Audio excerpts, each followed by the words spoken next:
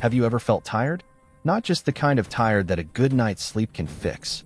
I'm talking about a soul-deep weariness, where your passion has faded and you're just going through the motions.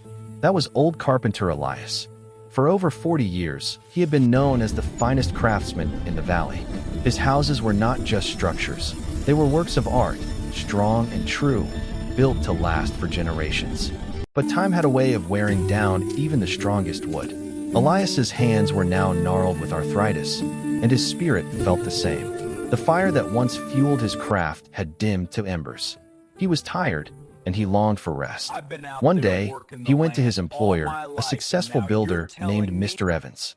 "Sir," Elias said, his voice rough with age, "I wish to retire. It's time for me to leave the workshop and spend my days with my family." Mr. Evans was sad to see him go. "Elias, you have been the backbone of this company. You cannot leave without building one last house as a personal favor to me. Consider it your legacy project." Elias agreed, but his heart wasn't in it. This would be his last chore. He set to work, but his mind was already on the quiet retirement that awaited him. He cut corners he never would have before.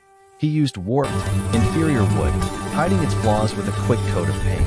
His measurements were rushed, his joints were sloppy, and his nails were driven in without care. He built a house that looked fine from a distance, but up close, it was a shell of his true ability. It was a house built with haste, not with heart. Finally, the day came when the house was complete. Elias, with a sigh of relief, presented the keys to Mr. Evans. To his surprise, Mr. Evans smiled, took the keys, and then placed them back into Elias's weathered hands. "Elias," he said warmly, "this house is my gift to you. A thank you for 40 years of loyal and impeccable service. You have earned this rest. May you live happily here, in a home built by your own hands." Pause for effect. Let the weight of the moment sink in. The music can dip slightly. Elias was stunned. His heart plummeted. He felt a shame so profound it was physical. If only he had known. If only he had treated this last project with the same love and integrity as every house that came before it. He, the master craftsman, would now have to live in the one poorly built house of his entire career. Shift your tone to be more reflective and lesson-oriented. The music can become slightly more hopeful. We are all carpenters.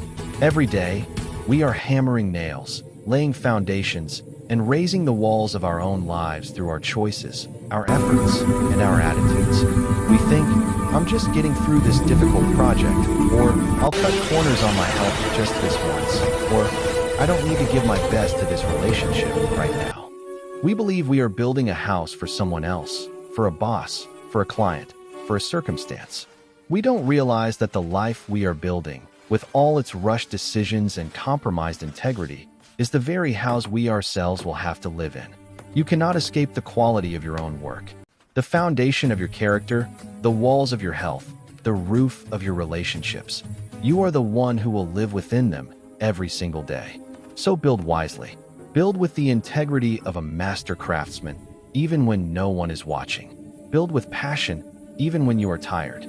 Build with excellence, not because you are being rewarded for it in this moment, but because you know that one day you will be handed the keys, and you will have to walk through the front door of the life you have created. Don't build a shack of regret. Build a palace of pride. Your future self is waiting to live in the house you are building today. Make it a masterpiece.